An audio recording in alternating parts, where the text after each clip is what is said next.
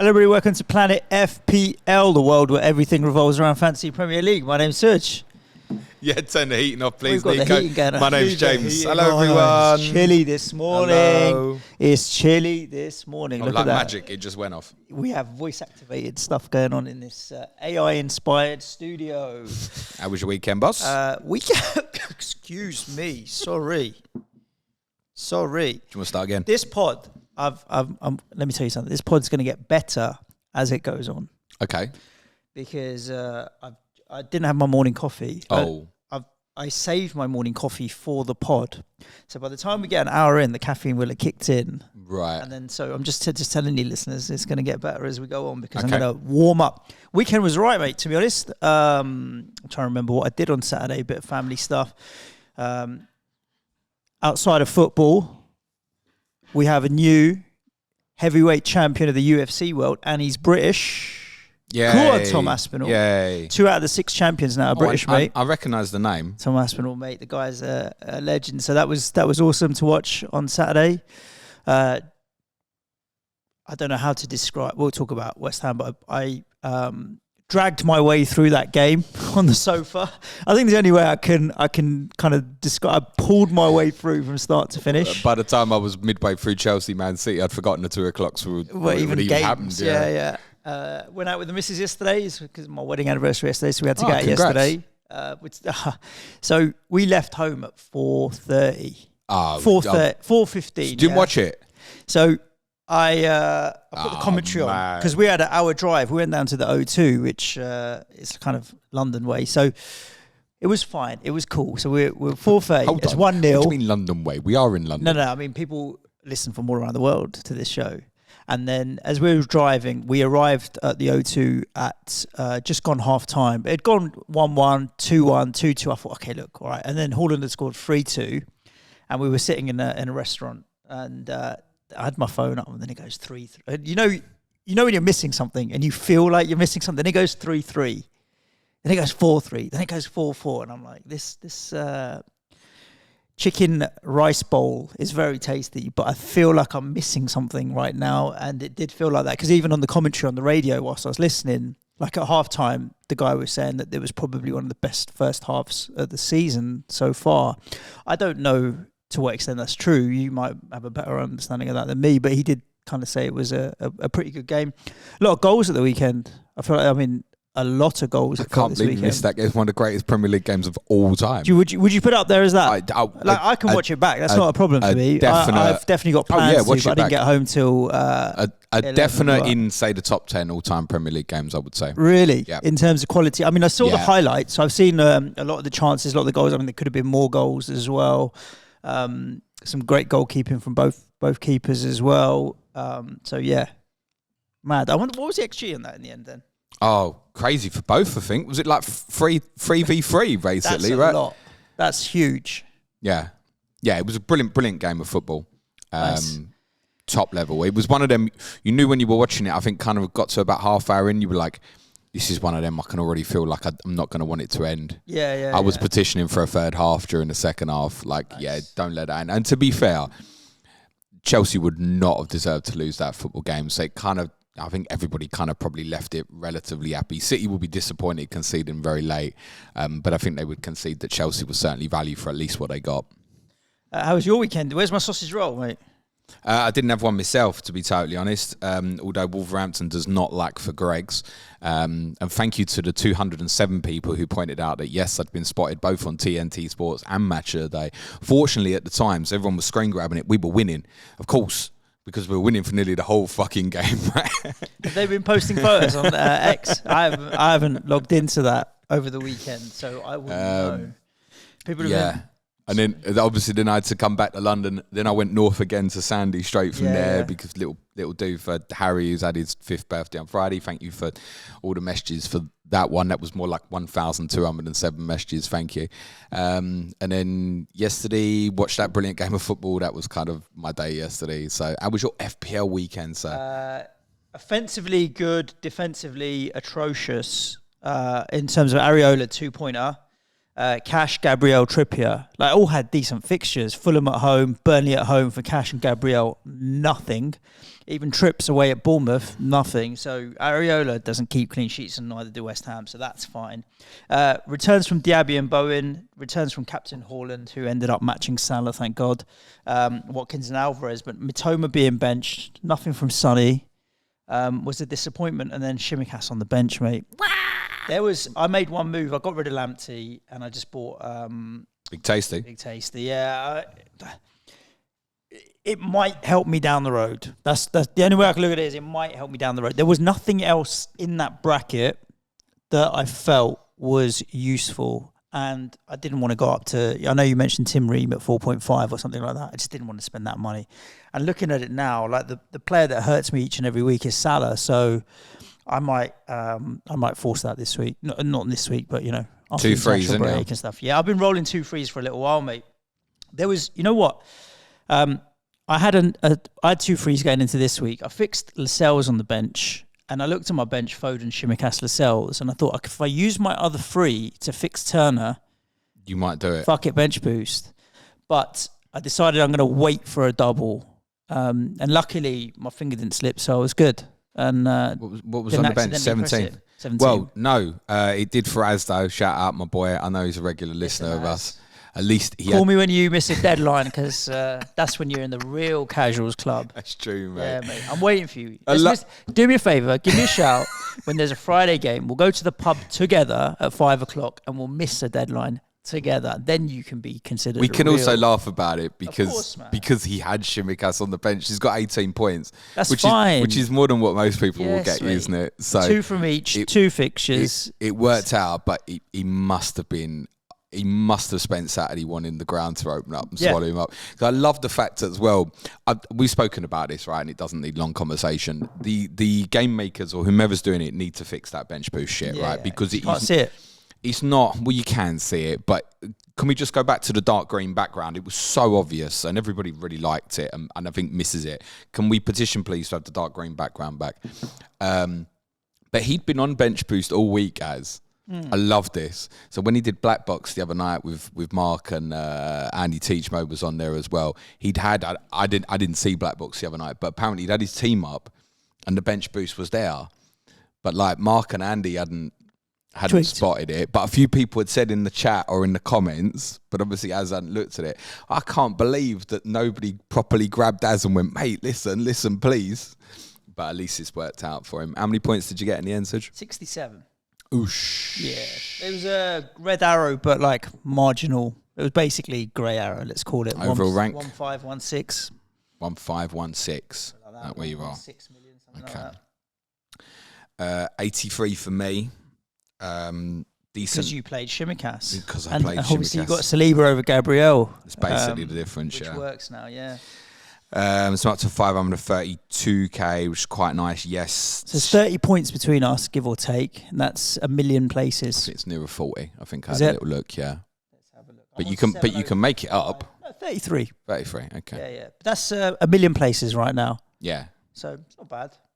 Yeah, but I'd look. Well, considering I've got a bench boost to play, but you've got a wild card to play. If I'd have started Alvarez rather than Mitoma, which I don't have any regret in not doing, but that extra 4 points would have jumped me up like another 150k, right? Yeah, like I'm still I don't close. regret benching Tsimikas, but I think that's.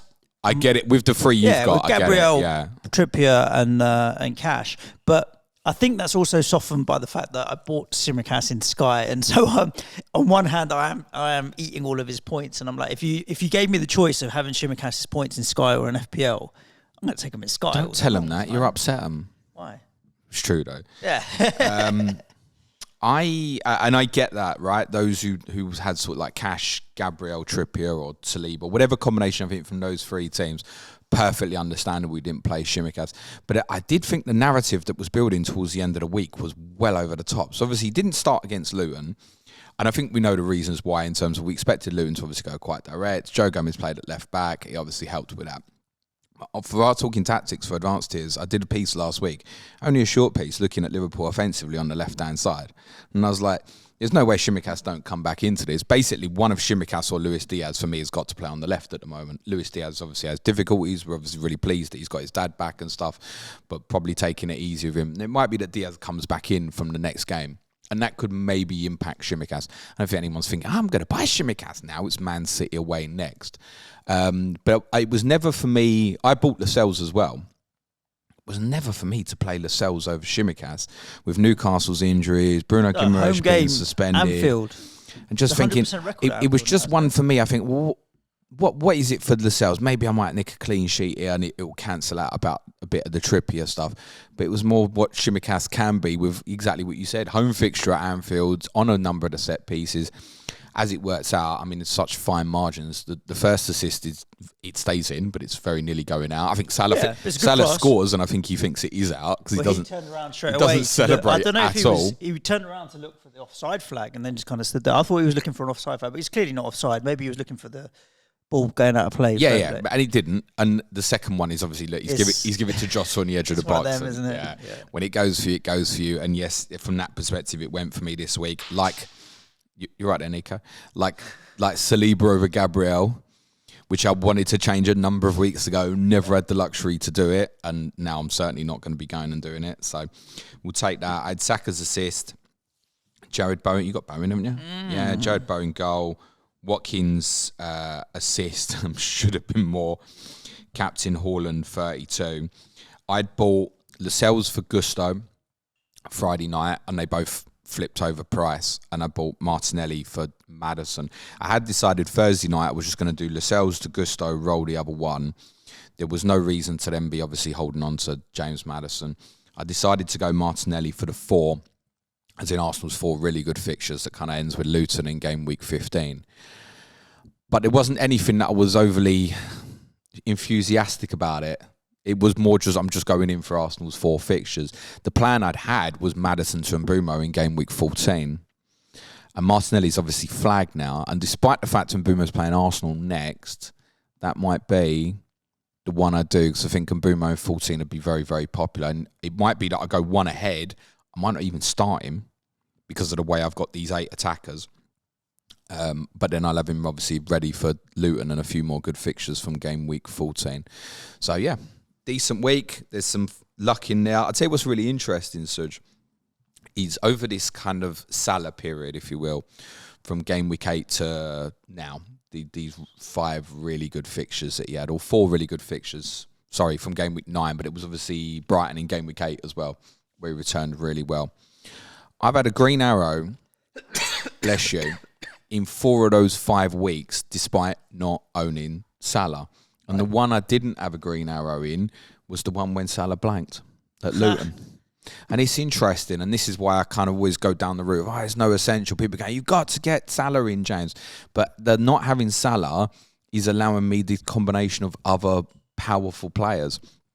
And at the moment, I think I'm better off sticking with it. That said, had 8, 9, 10, 11, 12. Had I forced him in, which would have been for Son, I'd obviously be sitting in near enough on 100 this week, and I do recognise that. What week was the Luton game? Last week, wasn't it? 11. 11, yeah. So I had a green in 11, and I had a green in 9, but I had reds in the other 3. Okay. In and around. Game week ranks vary from 1 million to 6 and 7 million. So it's been a bit up and down, really, to be honest, but I'm just ticking along, mate. We should talk about some of these games from the weekend, shall we? It's an international break now, it is, isn't it? Oh, can we skip the first one? Do you know what I remember from... the internet is very slow. Do you know what happens? It's just when it's raining, for some reason, the internet goes really slow. What was the chant at the start of the season under Postecoglou, which you were all enjoying, but we can now enjoy? We've got our Tottenham back. I've not heard any Tottenham fans singing that for a while. To be honest, that went... That was at the start of the season. That went probably as far about game week 5 and then stopped, actually, because it was like, oh, this is quite good. Well, based on the fact that you lost 2 games in a row, we can sing it now. But, and particularly after you going 1-0 up so early as well, I didn't watch it, but I kind of caught the highlights and I was trying to keep up with the stats and stuff. It felt like you had all of the possession, they had all of the chances on paper. Whether or not it played out like that in reality, it didn't even feel like we had all the possession, to be honest. Okay, yeah. Wolves were thoroughly deserving winners, and congratulations to our Wolves. Really, over the course of the 90, yeah. Listen, to be honest, I spent most of the second half looking at the clock because they were better than us. They missed some good chances. Cunha, Hwang, both particularly guilty of missing good chances. And when they equalised, even then, to be honest, my first thought wasn't, get down the other end of the pitch and get the winner here, Tottenham. My take was, do you know what? There's a lot of other really good teams that have slipped up here recently. We're obviously not in the best state because of various reasons, injuries, suspensions, etc. Let's get out of here. We haven't merited this. Let's get out of here. And I couldn't even be that angry about Wolves' goal. I could be angry with elements of our performance, like it was our worst performance of the season, in fairness, Suj. But Wolves deserve massive credit as well, and it's always easy when these things happen, like with Tottenham and Newcastle this weekend, that you don't mention the good stuff that Wolves and Bournemouth have done. Defensively, they did really well, Wolves. They've obviously got this system at the moment with Aït-Nouri playing left midfield, and at times it looks like a back five.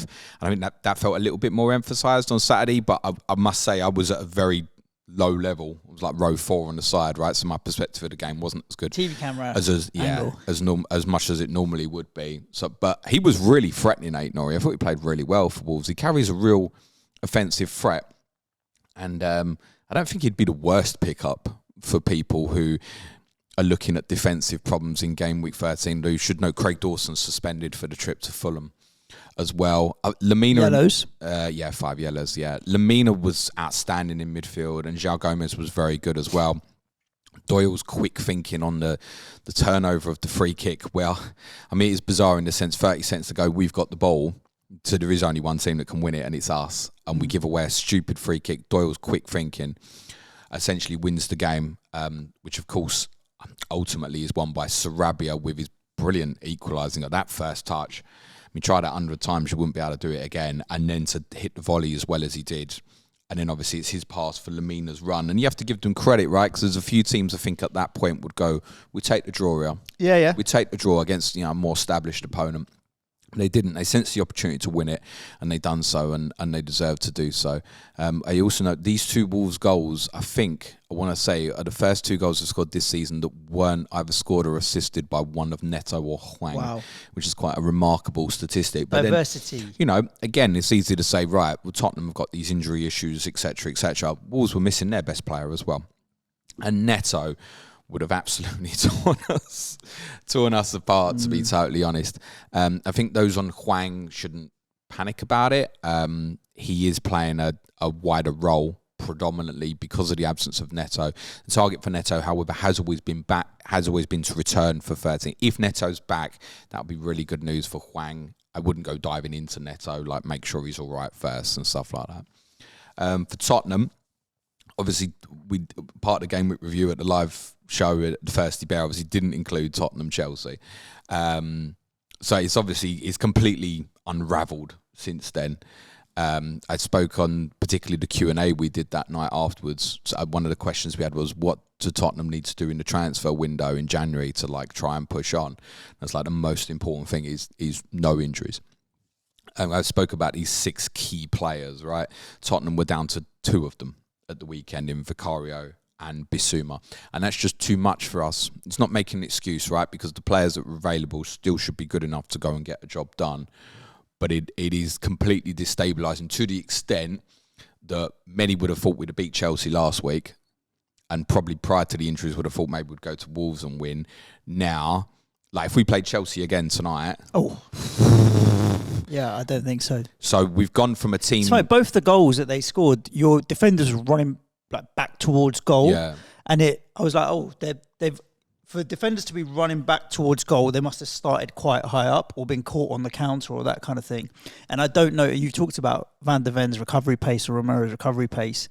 It didn't feel like they knew what to do when they're running back to goal. And it's hard to defend when you're running back towards your goal. Do you know what? But the way that Lamina ghosted in, they try and play an offside, don't they? Because even our goal, where we conceded, where Awani got in and tapped in the rebound, And you're looking at Zuma, he's running back towards goal. But it's like, are you making an effort to get back, or have you just letting them go through you and hoping that the keeper gets you out of trouble or you fuck it up or something? But yeah. Do you know what? Individually, like Ben Davies particularly, I thought did quite well. It's not just that in terms of the high line and the recovery pace. It's also the distribution on the ball, right? Like Romero is an expert in terms of absorbing the press and waiting for the right moment to make the pass. Van der Ven's distribution into the left side of the pitch is quicker than what Davis's will be. It's a little bit more hesitant. These things add up, right, and make the game slower. I do think Ange made the wrong selection.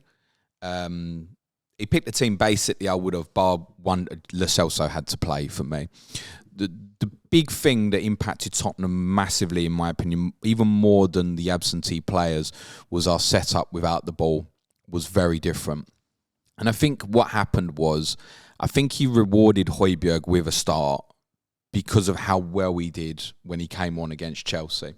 So Højbjerg played the right-sided midfield position, which would be Sar's normal position. Sar played the left-sided 8, basically taking over Maddison's responsibility of position, which you can't expect him to replicate, right? Perhaps Sar didn't play badly. But the major problem we had throughout the game was the link between the midfield and Sonny was just too big. It was too big. And Dawson and Kilman were really happy to go and be aggressive against Son, and it's just not his game, right?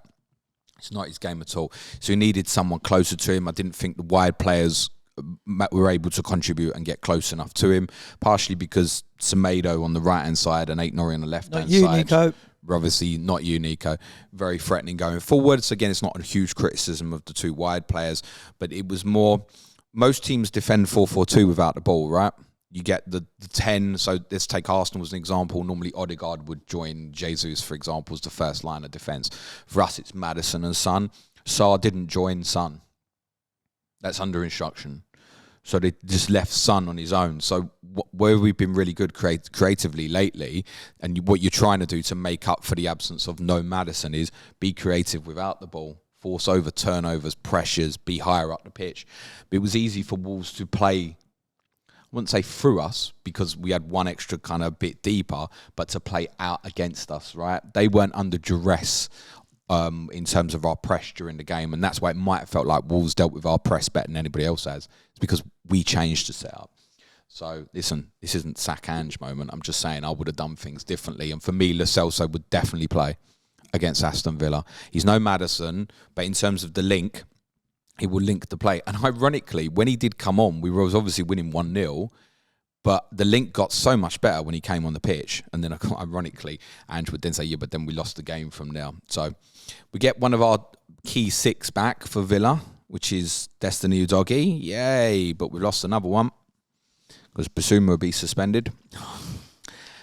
And that's probably even worse. So that's probably going to enforce that Lo Celso, or he will have to play Bentancur higher. Højbjerg will obviously play. It's at Villa Park, isn't it? No, it's at ours. Oh, okay. It's still going to be a tough game, though. Oh, let me make myself really clear, and I look down the camera. Anybody sitting there with Watkins, Diaby particularly, do not be benching them against Tottenham in game week 13. Nice. I promise you that. Don't do it. Villa, to be honest, at the moment, you'd probably have to make them, the bookies probably won't. You'd probably make them favourites to come and beat my team. That's not that we can't beat them. It's still at our place at home. Villa's away record isn't as good as obviously their home record, but they'll be near full strength, excluding for the long-term Mings Buendia injuries. And we look like we've had our best players stripped, and therefore at the moment you need to consider Tottenham like a mid-table team. And they also can leapfrog you in the table, so I think that's quite an interesting motivation when you know that you could go in. Like if we were playing you, if we beat you, go into the top 4. You guys got injuries. I think they'll be really up for it. So yeah, I would imagine the most likely is something like a high-scoring draw, like a 2-2, or Villa edge it. Be something like that. So yeah, I would have been in my planning a couple of weeks ago. I would have had Watkins benched in game week 13. I wouldn't bench him now. No way at all. Cool. Arsenal 3, Burnley 1. Arsenal. Yeah, No Ben White. this week was the one who missed out, got a little bit of a problem. Martinelli's now flagged, as mentioned earlier, now Bolt. This was as routine as I think most of us expected to be, bar than Burnley equalised, pretty much out of... frustration. Nothing. It probably just woke Arsenal up, I should imagine. James Trafford is becoming a problem for Burnley. It's real hallmarks of Bazunu at Southampton last year, where I think it possibly needs taking out for a bit. Jack Toner spoke about this. It probably would have been better off to start with Muric and then ease Trafford in. I don't think he wants to take him out because he's a young goalkeeper, right? But it's almost becoming problematic a little bit.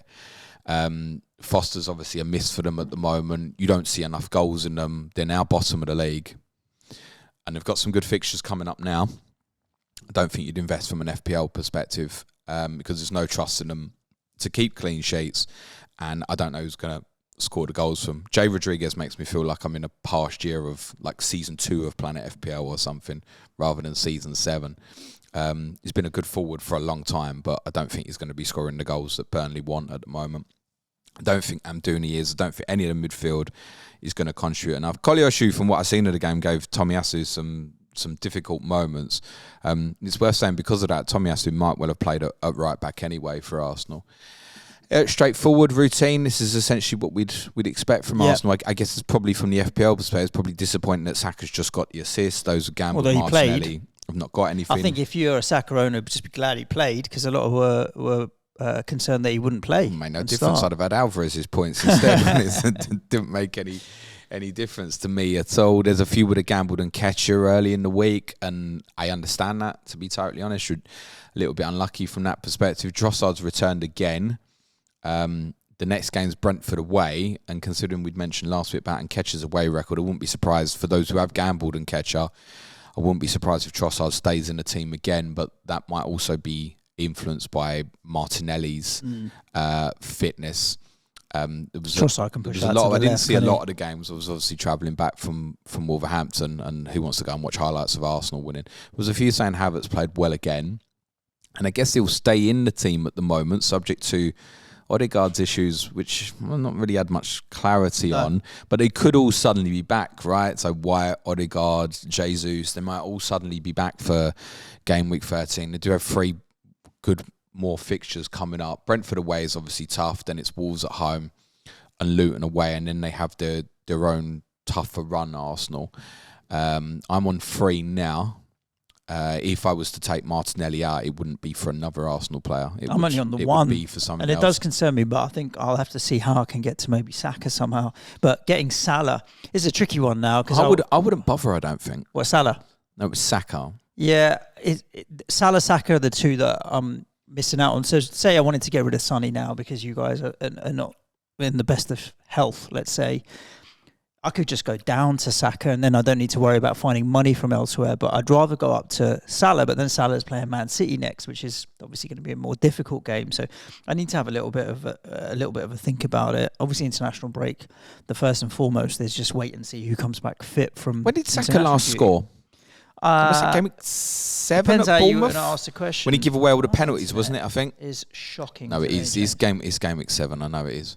His last goal was Bournemouth. Yeah, yes, game week 7. But then since then he's had assists in 3 of the 4 games that he's played. Yeah, so but he's also had Burnley at home and Sheffield United at home in that period. 8.6 million though as well. So he's not he's not cheap, but he's not premium. He's not on chopping block for me. He's talisman for one of the best teams in the league. So I don't have any concerns about it from that perspective at the moment while the fixtures are good. I'm saying for you, I probably wouldn't go chasing it.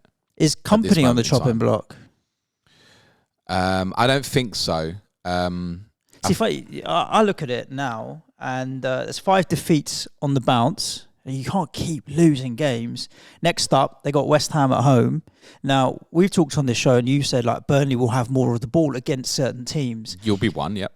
Good. Let them have more of the ball. And if they give us more of the ball, we'll win. Yeah, also... Which is not... Yeah, it's a problem for them. Probably the more the point on that fixture is Burnley have a big problem defending set pieces, which we identified straight away. 2 goals from set pieces yesterday. Game 1. You scored 2 from set pieces yesterday. Yeah, there's a few West Ham players might have a field, though, in that fixture at Burnley, you'd make the case that Bowen might even be captainable if people generally hate the kind of Haaland versus Salah narrative. You look at the other games, Newcastle playing Chelsea, Tottenham playing Villa, Arsenal going to Brentford. Like if for any reason you didn't feel comfortable with, say, Haaland or Salah, and by the way, I think you should feel comfortable with either of them two in that fixture, then you start looking around and it might be Bowen. I've got a vice captaincy on Bowen at the moment. Yeah, I don't mind that at all. And to be honest, yesterday he should have hauled more, which we'll talk about when we get to other than poor decision making. The game that I predicted a 0-0. The Garden Centre game was good. The game I predicted as a 0-0 on the differential show, that's a Patreon show, support the show, patreon.com/Planet FPL, was Crystal Palace Everton. I think I was fence sitting a little bit 0-0, but didn't think there would be much from an offensive point of view. And it's ended up being 3-2, away win for Everton. Everton going to be happy, man. They're up to like 14 points. Even looking at Wolves, we talked about in the first game, 2 points for that 12-point deduction, aren't they? that they won't get. That they won't get. This gap now, like when you're looking at Luton, Sheffield United, Burnley, Luton on 6 points. That's like 8 points. Oh, Everton a save. And I would say Wolves, even Palace on 15, Forest on 13. Like, it might be a case that relegation could be very clear by January, February. But yeah, it might be very clear by mid-December the way it's going. I was trying to be kind, James. Bournemouth have got decent fixtures coming up, right? And they go to Sheffield United next, right? Yeah. Bournemouth go to Sheffield United and win, and then put a few more wins on the board. Let's be honest, those three might just get cut adrift, and then it gets into that narrative that I've spoken about when teams get cut off. That everybody looks at these teams and ain't thinking, "Oh, I'll go to Burnley and get a draw." The teams playing them, I think, got to beat these. And because of that as well, it's not even like they won't be chasing a low total of, say, 25 or 30. They probably are going to have to chase to 40 or so unless they begin to sort their own act out. So, I mean, at the moment, if you were to ask any neutral, they're probably going to say to you the three will go down. 100%. Yeah, and it will cause a narrative. It'll be like, oh, is the disparity between the Premier League and the Championship too big? Right, listen, sack that off, because last year all three teams who came up stayed up. And I've spoken about, particularly for Sheffield United and Luton, they basically came up handcuffed in terms of what they could do. Burnley weren't, though, and must do better. But how did Jefferson Lerma get maximum bonus off just an assist, no clean sheet, when you got Decore? Yes, mate. Maximum bonus, did he? Wow. Decore's got a goal and an assist in here, and maybe his yellow card's gone against him. Mikalenko's got a goal and an assist in here. Wow. I didn't even... To be honest, and he's not even in the bonus. I've got to be honest, I didn't even look at the Palace Everton bonus. No, why would you? I'm just looking at it now, mate. It just makes me laugh. Mikalenko, goal and assist, and he's not even in the bonus. Mad. Everton will be happy, though. That's 2 away wins on the bounce. They beat us. They beat Palace. And they'll give Manchester United a game in game week 13 as well. I don't doubt that now. No doubt. So, yeah, look, they're settled. The squad's largely fit. I think he feels like he knows, Sean Dyche, what his best team is now. It's more stable with, obviously, Branthwaite in at centre-back. There might be question marks over who plays right-back once Seamus Coleman's fit, but I think Ashley Young generally has got the nod there. Decore complements what Calvert-Lewin wants quite well. And even to the extent, even in a situation like this, they can take Calvert-Lewin off with 15 minutes to go, bring Beto on, and he's lively enough, right? He's not going to get a ton of goals, but he's better than throwing Morpay up there when you're clinging on for a result. And it should be said, Palace probably should have won, actually, and looked the more likely, let's say, certainly once it went to 2-2, which was a bizarre goal where James Tarkowski ducks. And I don't think Jordan Pickford calls, actually. I think he makes a choice to ducks. He thinks Edouard won't go for it and Pickford will sweep it. You can see Tarkowski react straight away when he sees Edouard's going. He's like, oh, fuck this. That's how it looked to me. I don't think he got a call. It was a strange goal. I don't think we're looking at Everton for FPL. But there's a few like Calvert-Lewin, Decore might facilitate if you're looking for certain things. I think Branthwaite as well. But I do think there are players from other clubs who've got better fixtures than what Everton have got coming up. But really good win for them. I should be really, really pleased, actually. For Palace, Eze's back. That's the big thing. One penalty with a slight clip, and then had a very similar incident that apparently was a dive. Certainly wasn't a dive. There was a little bit of contact. Could have easily been a penalty as well. talisman for Palace. They've got good fixtures. They go to Luton next. I think there will be some interest in him now he's back available. 6.1. Michael Elise obviously also appeared as well, so back in the squad. Would you come off of Mitoma or something? Or Diaby? You wouldn't come off Diaby, but Mitoma maybe to Eze? Yeah, maybe. I mean, timing, if you take sort of Eze versus Mbumo, Eze feels like better timing right now for this coming week. Yeah, I'm still like Mbomo's all right. I'm not hot on him though because he'll frustrate. Like even yesterday, he had the one-on-one chance and he fluffed it. I'm quite conscious with Palace that their few fixtures before game week 18, which for people like me who are looking to end into it, aren't good. Right? And suddenly they come into like Liverpool and Man City back to back, and I don't know if I want to look at people like Eze then. So it might be one that it's a short-term dive in for 3 games, then move on to something else. But it's also, I'm looking at maybe moving off Arsenal players at 16, right? So under that sort of circumstance, it's probably an overlook for me from that perspective. I've got Johnston, and even without, I'm probably looking at Johnston maybe to say Robert Sanchez, I've said previously, maybe in game week 16. Doucouré missed out, which is interesting, right? And I think this part led to the problem in the game with Palace Doucouré. Yes, Cheikh Doucouré, sorry for clarity. And there was another game he missed and they really struggled in as well. That position, I think we should take far more notice of it when teams have their best player in that position missing. So, for example, Palace missed Doucouré this weekend. Very different type of profile player, but in terms of position, Newcastle were without Bruno Guimaraes this week, right? And Fulham don't have Palhinha. Problem. Manchester City on Rodri, yeah. Right? Arsenal are getting by without, say, Thomas Partey at the moment. But then Declan Rice can sit in there, and that's a pretty capable replacement for Thomas Partey. Alternatives where you could even say, you know, Jorginho distribution-wise is different to Partey. Their fixtures have been decent. Jorginho in that position might be more of a problem for Arsenal when they play, say, like Villa, for example, and then go to Anfield a couple of weeks later, because they probably won't drop Rice back into that position. But then they lost at Newcastle last week. You don't expect them to have problems with Burnley and Sheffield United. They might do in some of those more difficult away games. Rodri, we've mentioned, right?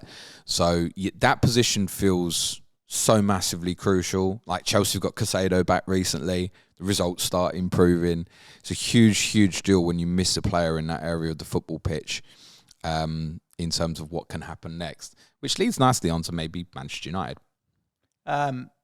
This was the Garden Centre game, wasn't it, really? Manchester United 1, Luton 0. United missing Casemiro at the moment, but we'll do so for a number of weeks. Yeah. And it probably will catch up with Manchester United.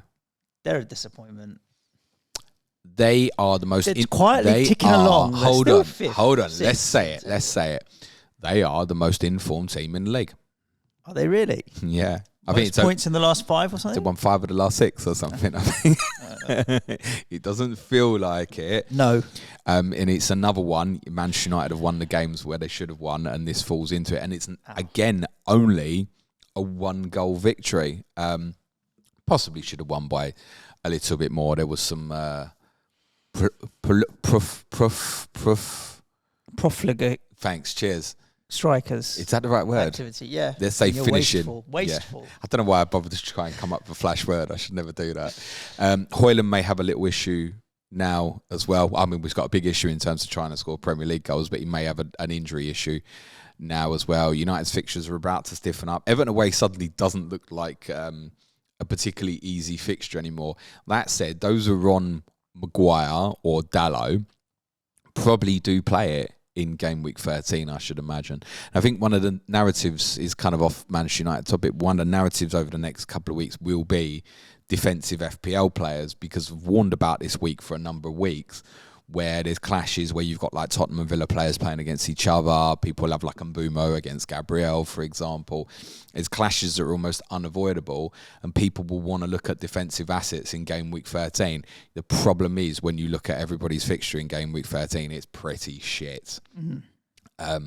And I recall a conversation I had with Mr. Goat, Mark Southerns, when he came on Clash of Correspondents prior in the first international break, where we'd already agreed then it was like, get the offensive players for the defenders, because there ain't enough clean sheets around, right?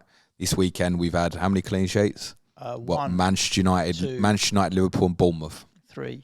So if you got Tsimikas, Lindelof and Milos Kerkez or Ilya Zabani. Who are you? Like, well done. But, who are you? Well, no, to be honest, the answer would be someone who's got Tsimikas, Dalot and Saliba as an example. Obviously has had a great weekend, right? But there aren't many knocking about. And let's be honest, why are those returns there? Well, it's the offensive output, isn't it? Right? So I would be conscious of Manchester United. If you had, I'd be very conscious what's going forward. If you are one of those who's taking, say, the Bruno Fernandes risk, the good news, or you might determine it bad news, is that he's not suspended yet. So he's available for the trip to Everton. He is on 4 yellows. I think keeping for Everton is perfectly reasonable, but I'd be looking to move it on. Yeah. Did it go to Newcastle, is it, afterwards in game week 14? Manchester United. Who have I got here? Oh, you've done this by fixture difficulty. They've got Everton, then Newcastle away, Chelsea at home, which is like a rejuvenated Chelsea, let's say, but then and Bournemouth, but then Liverpool, West Ham, Villa. Like, after Everton, other than the Bournemouth at home game, I don't think there's much in it. Yeah, and as I said, Everton feels like a tougher fixture now. I think, like, for those who are going to say Maguire, at the moment it looks like he will keep playing, and I think you can, again, there's every chance you probably most likely will play it against Everton. I wouldn't be expecting much from it. I think, like, you should be approaching the idea to move on your Manchester United assets. Rashford, Fernandes, let's be honest, from a fantasy perspective, have been really, really disappointing this season so far. For Luton, let's say noble performance. We wouldn't expect them to get anything in a game like this. They're in the middle of a really tough run. But actually, if you look at the last two, obviously it's 1 goal conceded against Manchester United, 1 goal conceded against Liverpool. They're not taking many slap-ins. And I imagine they'll give Palace a tough game. If you look at Luton's fixture run as well, like, it's rough, they'll be looking at Palace in game week 13 and really targeting 3 points. Agreed. Yeah, they should do as well. Bournemouth 2, Newcastle United 0. Shocked by this result, if I'm honest with you. I really thought Newcastle, okay, personnel aside, I really thought they'd go and be able to get the job done. But to lose 2-0 and not get on the score sheet. Yeah, I thought they'd probably have too much, because obviously a lot's been made of Newcastle's injury issues and they really are down to bare bones at the moment. But Bournemouth had obviously lost Alex Scott again as well, right? On top of, obviously, Adams, we know, has been out all season. So they themselves, when I'm thinking Newcastle missing Guimaraes, I'm thinking, well, Bournemouth are missing Scott as well. And you can say they're not comparable. But for Bournemouth, that's a big miss, right? Might be, yeah. And then obviously when I saw Billing was out as well, I thought they were in trouble, Bournemouth, to be honest. So we have to acknowledge they've got their own issues and have overcome it as well. And they played ever so well and absolutely deserved to win. 2-0 was at the minimum that Bournemouth deserved. It was a fair reflection of the game. Newcastle created little. That moment when Gordon had the really good effort in the second half, where he nutmegged someone and then had the shot from distance, which wasn't a threat to going in, but they looked so isolated offensively.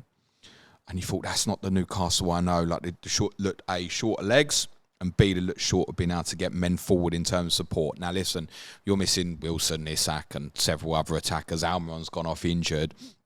You're asking players perhaps to play a role that's not used to them. Plus, you've got people like Willock, who's a really good player, just come back from injury, right? So he's probably struggling to get up and support in the way we would maybe expect him to do so. This was really good from Bournemouth. They played Ryan Christie in a deeper role. God, why is it every time we record, it seems to absolutely lash down outside? Because we live in England, man. Welcome to winter, everyone. They played Ryan Christie in a deeper position. Welcome to England, James. Have you not noticed? You've been here for like the best part of 40 years. It rains. It's England, it rains. Yes, I noticed. Played Ryan Christie in a deeper position, and I thought he played really well. I think the big thing was that Kluivert played in the 10 position, and there were times in the game where Semenyo, who's got a shot on him, by the way, when he gets into position, really got a powerful drive on him. And Tavernier occasionally crossed over, like they swapped for kind of like the last 10, 15 minutes of the first half, but predominantly it was Tavernier left and Semenyo right. But it was more interchanging about them. And I think the big thing was that 4 really went and pressed, and Christie went and supported in that as well. And at times it kind of shoved from a 4-2-3-1 to more of a 4-1-4-1. What they do, Bournemouth, is they are direct, but not long. They're direct. They want to get the ball into the opposition half fast, pick up second balls, or overload into wide areas. And this was probably the first time it felt like watching an Andoni Iraola team, for those who have seen more of him at Vallecano, etc., than the majority of us. That was the message. This was the first game that it looked like an Iraola team. And it's come at a good time because he was beginning to obviously look under serious pressure. Their run now, okay, they're going to Sheffield United away. Sheffield United have been scraping some points together in the last few weeks, but I don't think there's anything to say that they've set the world alight.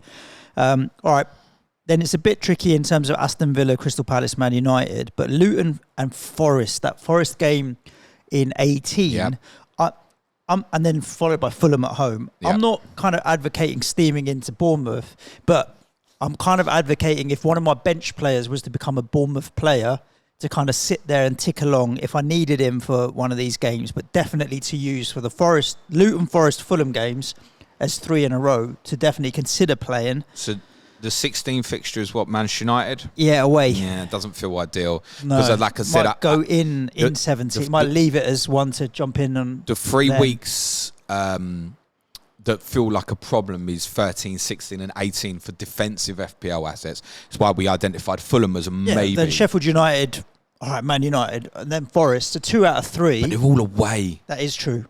Would you have faith in Bournemouth to be getting clean sheets away from home? This is where I want you to say there's a 4 million defender or a 5 million midfielder or even like Semenyo or something, just to kind of bench fodder it up. There isn't, from a defensive perspective. I think probably the only one that I'd feel really comfortable is definitely going to play. I think it's probably Zabani, who's 4.1. I wouldn't be bothering with that.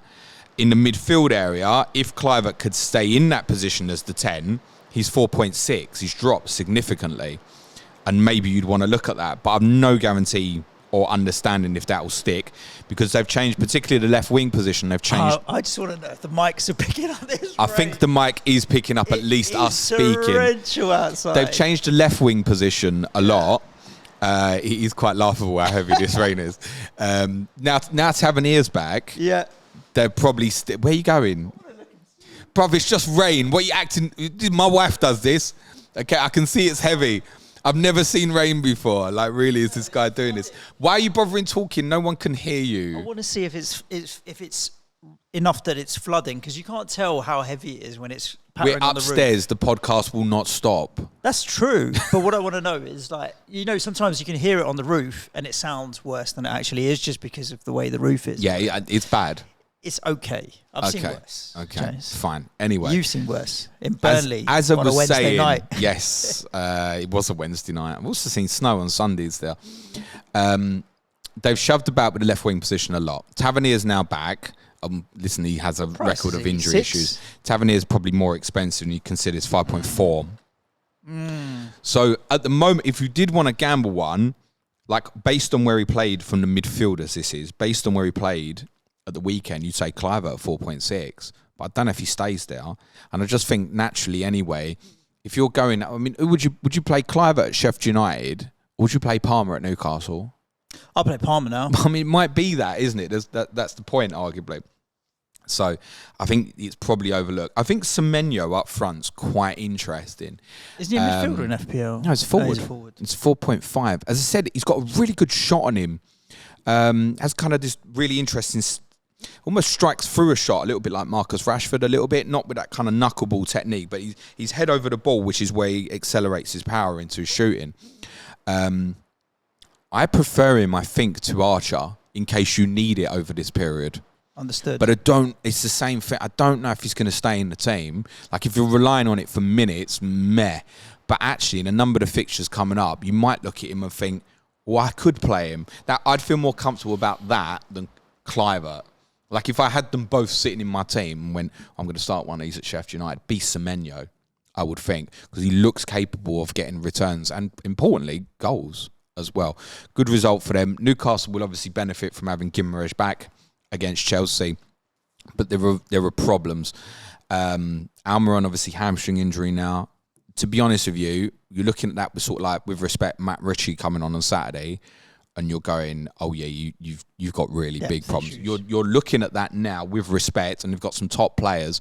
But that team that performed at the weekend, young boy Lewis Miley, quit himself really well in midfield, by the way. But he's only a 17-year-old boy. You're looking at that and going, from probably sitting here probably 10 days ago and thinking, right, Tottenham, Newcastle, it might be between them for fourth. You look at both them teams right now and think, because of the issues they've got, you need to seriously downgrade your expectations on them in the short term, and that includes Newcastle. Like right now, I would not be shocked if Chelsea went to Newcastle and won in game week 13. On Livramento, I know a number of people took that gamble. I do have some good news for you. He will start against Chelsea in game week 13. That's quite clear, because Lewis Hall is ineligible. He's on loan, isn't it? Obviously, we should have said that applies to David Raya, obviously for Arsenal at Brentford in game week 13 as well. So Livramento will almost definitely start against Chelsea. So if you went down that route, don't panic.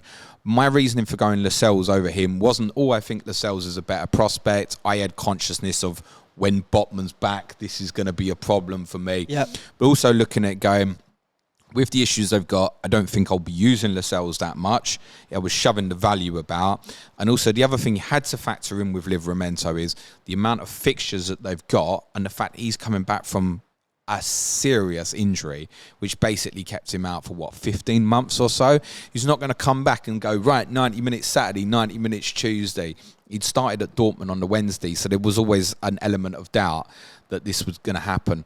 Equally, in the reverses, he's going to have to play against Chelsea. They play in Paris 3 days later. He probably doesn't start in Paris 3 days later. Does that make sense? But then he might be good for 13 and 14 and then moving on, building his fitness, etc.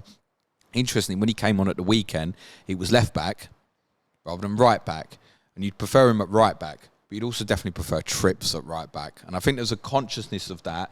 Why it might have stuck is because Newcastle were struggling to create. And keeping Trippier on the right-hand side, he can obviously push on. It's a little bit more natural. That might be why they did it. Wilson has pulled out the England squad. This is obviously a big doubt for the Chelsea game. Isak, they're hoping he's maybe going to be back for it, and they need one of them back as well. There is also scope with Livramento, subject to this Almiron injury, that you might get him at times at right wing as well. But I think it's more likely they would probably either shove Gordon to that side and use that Willock, Joel Linton dual kind of swapping position that we've seen happen so many times in the last couple of years on the left-hand side. So I wouldn't get hopeful of a right wing position. I also probably wouldn't invest in him at this point, partly because of issues they've got. But if you have gone, it's probably playing him in 13, despite the fact I've just said I wouldn't be surprised if Chelsea went there and won. Two teams, James, that we need to talk about that have a decent fixture in 18, so we're kind of planning, is Villa and Fulham. Villa won 3-1 at home. Jimenez scored, yay! And give him a bit of And also hit the post. It was unlucky not to have another. If Jimenez starts becoming back to his self, we'd all like to see it, just because it's not a nice thing for him to go through. But I don't see it. But see, Villa now obviously have a little bit more of a tricky run in that Tottenham away, City, Arsenal in there, Brentford as well. But then Sheffield United in 18 looks good. Diaby and Watkins, for me, I don't think are going to go anywhere during that period. I may come off Matty Cash. I think he's expendable for me. Fulham, on the other hand, you look at their home fixtures: Wolves, Forest, West Ham, Burnley, and Burnley in 18. You kind of think, is there anything at Fulham? I'm bargain basement shopping here, James, with the likes of Bournemouth, Fulham. I'm trying to find players that I can go to that will keep me going until maybe 18 and be useful in 18. I had this strategy a couple of years ago where I was thinking, let's have three, just cheap out your bench, just cheap it out, and have also one cheap playing in your 11, and that gives you money. Then makes Salah and Haaland no problem to have, right? Fulham, I think I'm looking there and thinking, I know you mentioned Tim Ream. I didn't go there. Wouldn't be too bad for the home fixtures, maybe. Yeah, look, they're 13, 16, 18 they're all they're probably, I wouldn't say they're better than Bournemouth's, for example, but they're all at home rather than away. So that's got to make a little bit of difference. It's Wolves 13, West Ham 16 and Burnley 18 for the record. Yeah, I wouldn't be going Robinson because Tete's back fit, and that could easily mean Castagne goes to left back. And the reality is, if you go for this sort of play, you need it to play. So I would still go for Tim Ream as the natural one, but also probably wouldn't bother. There's a key bit of information for game week 13, Suj. Palhinha suspended? Palhinha suspended. So you'd put Wolves to beat them then? Well, it's interesting. I mean, in terms of key players, Palhinha and Dawson, respectively, are obviously massive for Fulham and Wolves. And they're both going to miss that fixture, which for the Sky listeners would put me off that fixture even more, by the way, in terms of the unpredictable nature about it. Fulham will struggle in transition against a very athletic Wolves in that fixture, would be my opinion, based on what I've obviously seen up close of both of those teams very recently. I've seen Tottenham play both of them in the last 4 or 5 weeks. And Palhinha, the regular listeners know, I think the world of him. It's like night and day when he does and doesn't play. So I'll invest in a Fulham player. Oh, they've got Wolves at home. Great, he's missing. No thanks, no interest. So sorry, Suj. What's your next one? And I don't think you're investing in Fulham offensively either. I don't, if there's none there, what? Harry Wilson? No, not Harry Wilson. No, Harry Wilson. Nah, Deco you don't want him anymore. No, I wouldn't go there. I wouldn't go to Jimenez. The Fulham player I'd have my eyes on the most is Muniz, who obviously is injured at the moment. But if it comes back around in a couple of weeks, you are right. I am obviously pleased Jimenez to score. I think, to be honest, it's probably an overlook on Fulham, unfortunately. Dara and Bradley are both going to be on Clash of Correspondents next week, previewing that game as well. So we'll get a little bit more from them in terms of the impact of the loss of those two players on Palhinha and Dawson, on what that's likely to mean.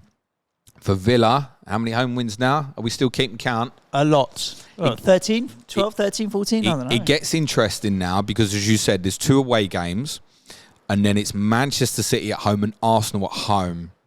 So your 2 biggest challenges in terms of your home games are about to rock up. Let's say, listen, if we're sitting there afterwards and Villa are 15, then we are being very, very serious about their credentials. And the top 4, obviously. I think the opportunity is there for them because obviously Tottenham and Newcastle have got issues at the moment.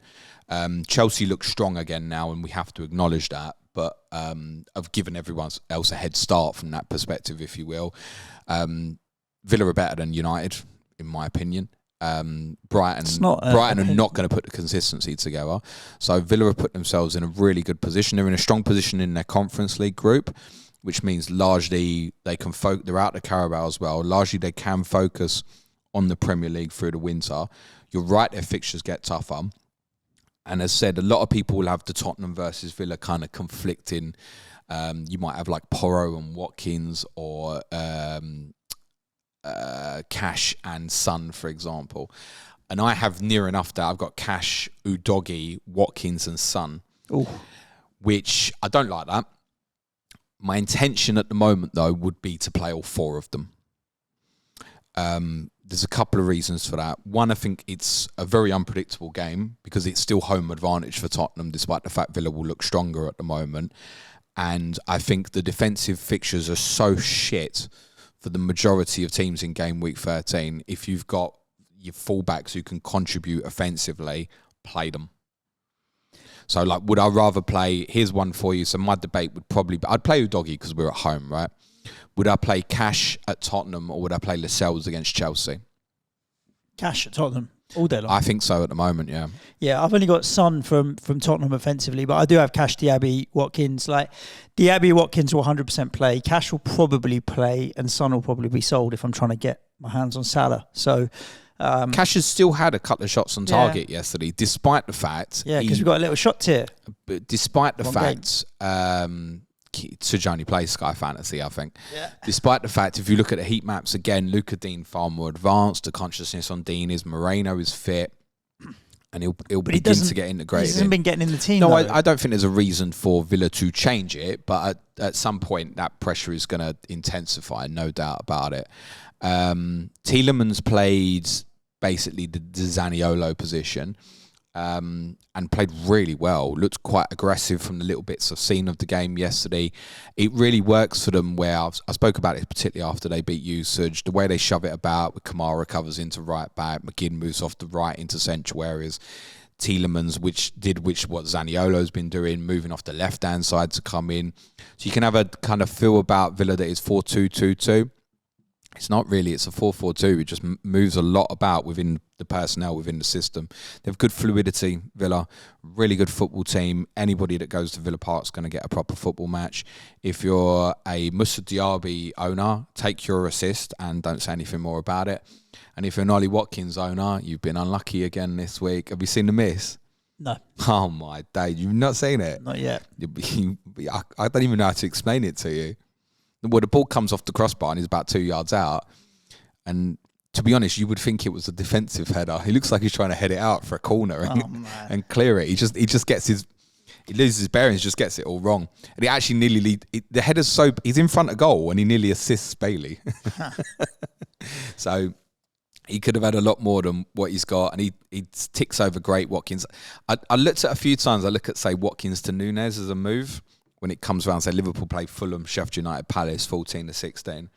And obviously it gets a bit tougher for Villa. I keep looking at that. But yeah, Watkins to Nunes, I can see me doing that. And every time I think about it, I just think, I know Watkins is going to be consistent. I don't need to do this. Yeah. I don't need to do this. Nunes probably doesn't start all three of those games. Yeah, there's an explosiveness about it, but he probably doesn't start all three. I know what I get from Watkins. And he's dodged some points yesterday again as well. I mean, just the assist. Absolutely. Let's talk about Brighton 1, Sheffield United 1. Credit Sheffield United for going there and getting a point, because Brighton, we've tipped as a difficult place. But is this teething pains of Sunday football for them? Because obviously they've had to rotate the team around, a bit of fatigue maybe, that kind of thing. And they'll be disappointed not to pick up. Let's sum this up. The first question I asked Sam, FPL Seagull, on Clash of Correspondents last week was, I said to him, if I said to you now you'll lose to Sheffield United but you'll win in Amsterdam, would you take that? And you just said yes. Of course he would have. Of course. First time in Europe, take it. And I agree with him. Completely understandable. But then that's also the fans' mentality. So is it any surprise if that might be the players' mentality as well? Now listen, let's be realistic about this, right? Brighton didn't create tons of chances yesterday. They weren't at their brilliant best. But if Mohamed Dahoud doesn't get sent off, they probably win the game. And it's a red card, by the way. I don't think he meant it, but it's definitely a red card, unquestionable. And fair game to Sheffield United, because they went from there and merited probably something out of the game for good defensive work in the first part of the game, restricting Brighton to really good efforts, in the sense that, I mean, Adingra's goal was amazing, isn't it? Very good. So they've had to be very creative to get the real good chance that they had.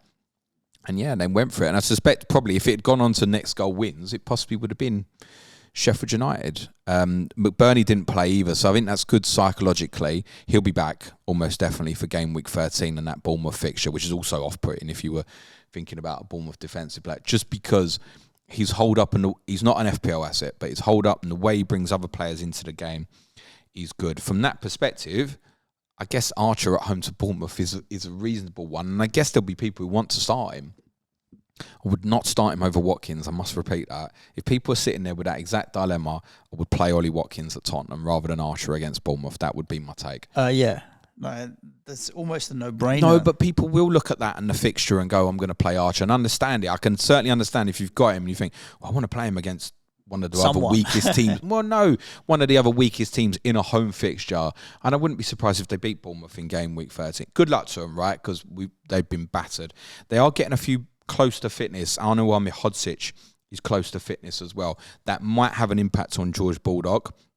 Tomo, FPL Blade, said to us last week, and I don't know if it's still his opinion, but he thought that probably most likely if Arnaud Hodzic came back into that position that Baldock's covering in, Baldock would move higher up the pitch in place of Bogle in most instances. And I know there'll be a few looking at Baldock. It's close to a rise, and it's like 3.8. I don't think it happened last night, but he probably will go back up over this break. So good luck to them. They're going to stick with a back five. Gustavo Hamer's pass in the build-up for the equalising goal is really good as well. They need him. He's the one creative player with a little bit of flair that they've got in there, and he's got to step up over some of these fixtures that they've got. They've got, is it Bournemouth at home and then Burnley away next two? Who, Sheffield United? Yeah. I mean, imagine they win them both. And then Brentford at home afterwards. Couple after. Yeah. Imagine they win. Liverpool and Brentford. Is it beyond that they could win those 2 games? I mean, I think yes. Burnley maybe. Bournemouth I don't think they'll win. But Burnley maybe. How many points are they on now? 4 or 5 No, stop being harsh. Sheffield United? 5, are they? Or 6? 6? 5. It's Burnley that are on 4. So when they win both of those games, they'll be on the same points as that Derby team, won't they? just point it out. I don't think they'll win both. God, Burnley would have to beat them. That would be the point, by the way. If Burnley didn't beat Sheffield United, that would be the point. There'd be some questions would begin to be getting asked, I think, yeah. So largely overlooked. On Brighton, Mitoma's cuttable for me because part of the reason for having him is for fixtures like this. And I guess it's a little bit, I've said this a few times recently about the Arsenal players. And prior to Burnley, I was saying, don't be surprised if Saliba gets a rest this time. It turns out Ben White, potential injury issue, admittedly, was the one who didn't play. We shouldn't be surprised that players like Mitoma would miss out Brighton's easiest fixtures when there is such a focus on what's happening in Europa at this moment as well. So it's cuttable for me. Next fixture's decent, away to Nottingham Forest. Just interested to know, would you play Mitoma at Forest or would you play Mbeumo against Arsenal? Mitoma at Forest. Yeah? You sure? Yeah. I'd probably do that as well because it's not conflicting in the sense I'm most definitely going to play Saliba in game week 13. And Mbeumo, he's good, but he sometimes his finishing really frustrates. It's probably a segue into Liverpool 3. Would you play Mitoma at Forest or Martinelli at Brentford if Martinelli's fit? Martinelli. So so it's close, isn't it? So for me at the moment, I'd be benching Mitoma in 13 as it stands. So this is what I'm talking about. I might cut it now and make that move early to Mbeumo. Yeah, because he's liable to go down in price during the course of the week and go up. Adingra is probably now at this stage the better get than Mitoma because of the value, and he's easier to bench, and you can make that week-to-week decision after Brighton play their Thursday games. Do you think he's going to play or not? That said, I didn't have Adingra in my predicted Brighton team this week, so you're still going to get it wrong more times than not. I don't know what the status is yet on Lewis Dunk's injury. Brighton still without a clean sheet this season. Liverpool 3, Brentford 0. Both of us are no Salah. And I definitely want to get him. If I don't get him before City away, which I'm not desperate to, I'll be getting him before Fulham at home. And then obviously holding him through all the way till whenever, really, until he stops returning points. But when you look at it on paper, like XG of 1.7 versus 1.6 between the two of them, Brentford had 16 chances, shots on goal, let's say, 3 big chances, missed 2 big chances it was. And yet they've come away losing 3-0. And Mbeumo probably should give Brentford the lead. Certainly that's where his finishing can be frustrating. That's why I'm not bothered. I'm not going near Brentford anyway because they've got the blank, right? Even despite the Luton, Sheffield United, Wolves games either side, a couple of games before and after and stuff. But I'm not really interested in getting Brentford at the moment. Liverpool, though, is a different story. No, I'm interested in Mbeumo. He's the only one I'd be interested in. I just thought he was so good. He was so good against you, Suj, when I watched the game back. Without returning. He did return. He assisted, didn't he? Yeah. But he should have had a haul in that. And he should have returned Why didn't here. he? Because his finishing can be but this is where certain things like XG are Who would useful. you rather have, Darwin or Mbeumo? Both points dodgers at the moment. You can have both, can't you? Could say Darwin could have hauled. The point being is, and even I have to accept this, right? When I make my transfers, I'm a bit of a fixtures guy, right? In the sense that we go Martinelli. If you looked at Martinelli's data against Mbeumo so far this season, it's night and day, and I'm saving money. So that sort of thing's got to come into consideration as Brentford. If you look at that run up till the blank, was it Luton at home, Brighton away? I mean, bloody hell, that's not scaring anyone at the moment, is it, for an offensive player? Sheffield United away and Villa at home, then there's the blank. So for me, I think even with Villa at home, I think that's 4 good fixtures from game week 14. So yeah, I've very much got my eyes on him. It's worth saying as well, a few of those games, certainly Luton, Sheffield United, and possibly Villa, Morpay might start as an enabler. I don't think he would start at Brighton in game week 15. I'm almost certain that Brentford would go a back 5 in that particular fixture. So did move Janelt back into midfield. In this one, Roslev played as the left wing back. It did feel like a very defensive five, but they've still had opportunities here. And they played with their ideal three and their ideal front two. That's what it facilitated rather than moving too many pieces about. For Liverpool on Salah, I think for me, probably it's not a do now with City away, although I'd expect him to score at City. He has a good historical record against them. I would think, by the way, that City would want to play Nathan Ake against him if fit, rather than Vardio out there. I just think Ake is probably the best to deal with that personal duel against Mo Salah, and I think City will consider that. But he does have a good historical record against City. I wouldn't have qualms about it. I honestly do not mind if people want to captain Mo Salah at Manchester City in Game Week 13. I don't mind. I don't know if the alternatives are great enough. Like Haaland, but not home. Yeah, but there'll be plenty not on Haaland. Yeah, if you're not owning and you only own Salah, sure. If you own both, I'd still do Haaland over Salah. So I'm saying, what's the alternatives in 13? You've got like what? Mbumo and Saka against each other. The likes of Son and Watkins against each other. Bowen you mentioned. Newcastle, Chelsea against each other. Like I said, Bowen that you mentioned. But do you go down that route? What, a Bowen? Your captaincy. A West Ham away game. And I know he's returning every away game. I know. But it's not sustainable, is it? Let's be honest. 75 points this season so far. It's not sustainable that he's going to score in every away game. My point being is, I would strongly consider it. Yeah, I don't mind captaining Salah. Because his consistency is through the roof. It's not going to be 0-0, is it? Are you desperate to get Darwin now? No. What I was going to say first about Salah as well is I think there's probably a decision for me to be made after 13. 100%. I'll be getting him for Fulham at home. I'm not sure. One of the things I possibly want to do, and Mitoma to Mbumo is not going to do it for me, but Martinelli to Mbumo might do it for me, is open up the possibility to obviously when Son goes to City, that's the decision point with Liverpool's then good fixtures to maybe even go, right, I'll then carry Salah through.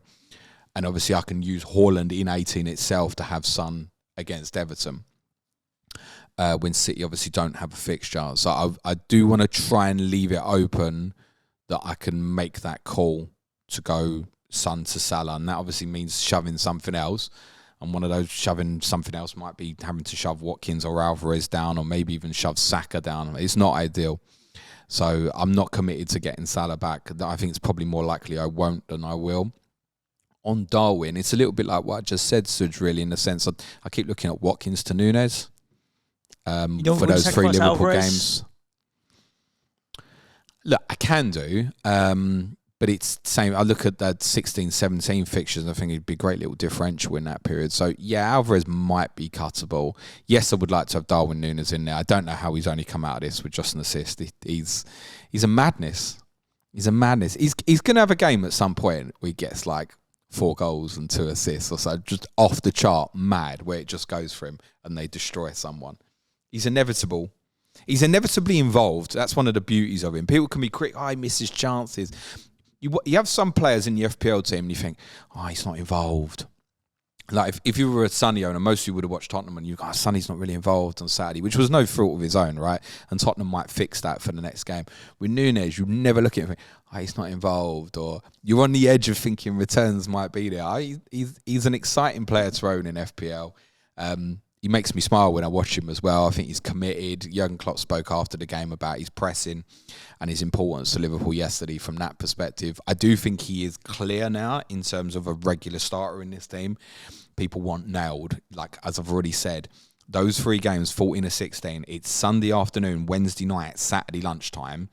Even Salah might not start all 3 of those games. Agreed. West Ham 3, Nottingham Forest 2. I mentioned at the start that I kind of dragged myself through watching this. Don't chase the Tsimikas points this week, yeah? Nah, doesn't make sense with Man City away. West Ham 3, Nottingham Forest 2. I dragged myself through this. It was a bit of a weird, frustrating watch, to be honest. But if I watch it from a unbiased, more kind of neutral view, obviously West Ham dropped Antonio and played the team that if you asked the majority of fans, they'd pick. Is what we would pick. Was Zuma it better? comes back in. It was definitely better. Was it? I don't think we played well, but again, it's adaptation. I would rather see that team week in, week out. You need to get some rhythm and understand how to play with each other a little bit more. And I felt like we started bright, started better than them. Fortuitous mistake from Dominguez. You get ahead and you feel so bad. You feel like, okay, cool. One thing we wanted to do is score early, so it kind of takes the sting out of the game a little bit. But and we're fairly kind of passive in that first half afterwards, knocking the ball about. But with Forest, I was impressed because I haven't watched a lot of Forest, I would say. But with Elanga, Gibbs-White and Awoniyi, they are a threat, and particularly Elanga on the left, like 5 million.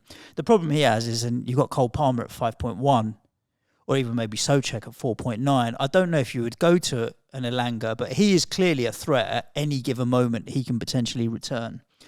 And throughout that first half, other than, all right, we're fairly in control, but Forest are a threat at any given time, is what I never felt comfortable at 1-0 at all. And that was clearly what played out in when Nottingham Forest equalised. They go 2-1 up. I feel like if Forest had been able to hold their lead for more than about 2 minutes, they might have gone on and got something out of the game. But the fact that we came out and equalised so quickly, then it was going to be all West Ham, and we just turned the heat up a little bit and had a number of chances. Like some of that decision-making when we were on the break with through balls and stuff, there were at least 3 or 4 opportunities. Play a better pass and we would have been in and scored. And decision-making was awful. But I think that moment, they said it on the commentary, right? Forest spent more time celebrating the goal than from kickoff to West Ham scoring again. And that deflated them, and West Ham come in and do all right. Trot that team out week in, week out, and it will get better. Shout out to Anthony Elanga taking his bra off as well. Is that what you call it? I've never worked out what they are. I'm going to buy one. If I buy you one as well, will you wear it? Don't think it look good on me. I want to know what the ergonomic benefit. It's like a heart rate monitor thing. Is it? It's like a tracking thing. Does it have a thing in it? Okay, I just thought it was like support or helps your posture or something. No, but I think they can use it to actually. I don't know, but I think some clubs use it to see like, oh, is he becoming fatigued or stuff like that? You can use it during the game and stuff like that. Okay, interesting.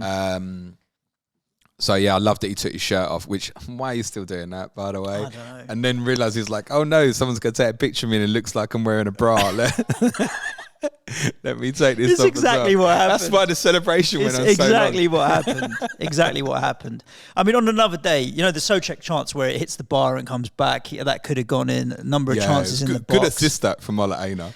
The couple of occasions when we broke and Paqueta, you're like, just play the ball through. We're 3-on-1 and 4-on-2 or whatever. And that one at the end was like 5-on-1, wasn't it? What the hell are you doing? Like, if West Ham had then gone on and won 5-2 or 60, the goal chances were there. But Forest have got a few things. I think that they're maybe not box office, but Niakate at centre back is solid. He's a decent centre back.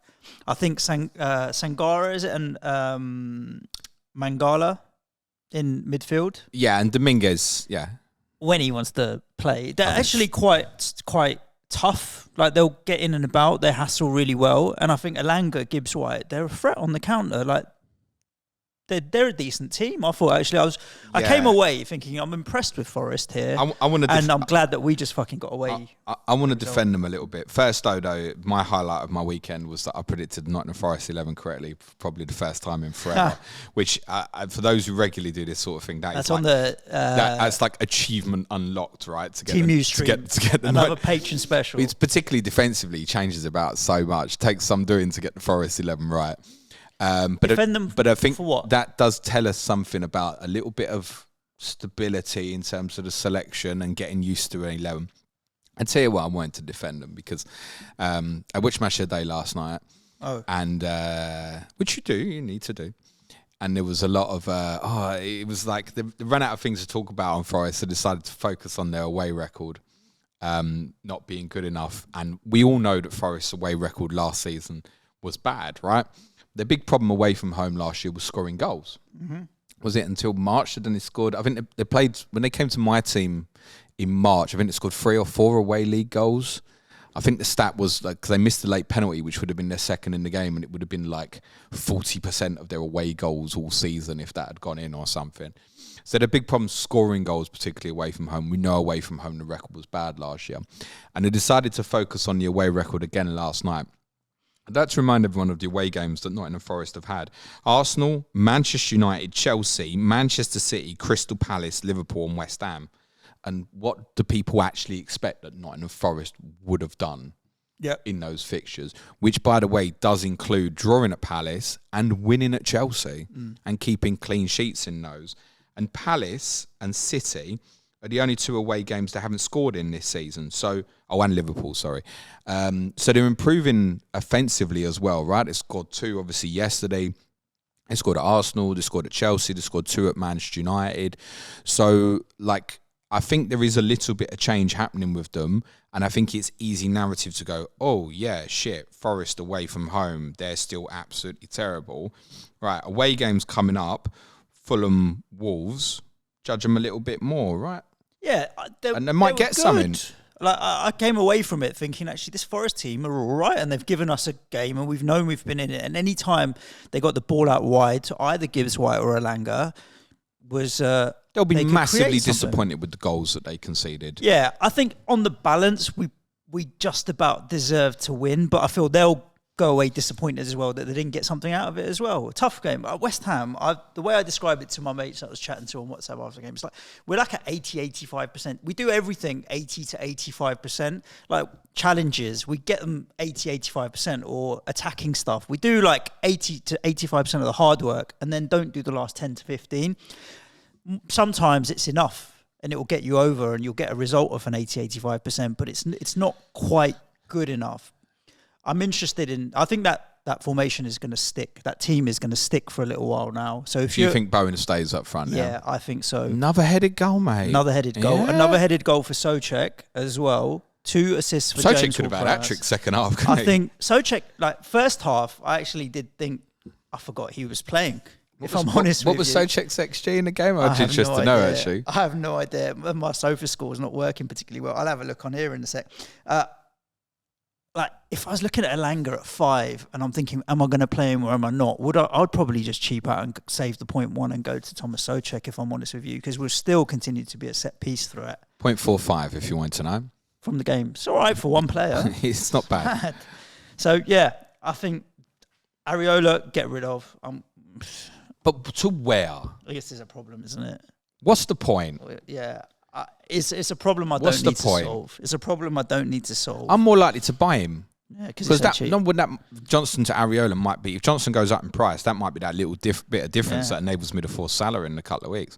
So it's not even beyond reason I'd make a change like that, even though I wouldn't particularly want to. But yeah, if you're on Areola, just forget about it. It's not like, we've had this before with certain goalkeepers. You're like, oh my God, they're killing me every week. You know, like was that Kepa period last year? It's like, oh my God, he's killing me. Like, no one else is doing anything. No. True. Don't stress about it. There's not enough clean sheets about. You've got the kind of best, cheapest playing goalkeeper. There's still good fixtures to go. Like, crack on, leave it. West Ham are basically a full strength now with Zuma coming back. Sure, they've conceded 2 here. He's made some good saves. He's also, I think he let some in that he possibly should save. I wouldn't be critical of him on either of these goals in this particular game. But yeah, I wouldn't move him on. What's the point? Where are you going to go? To something else just because you're frustrated with it? Now, West Ham have actually got one of the best fixtures in game week 13. I wouldn't bother.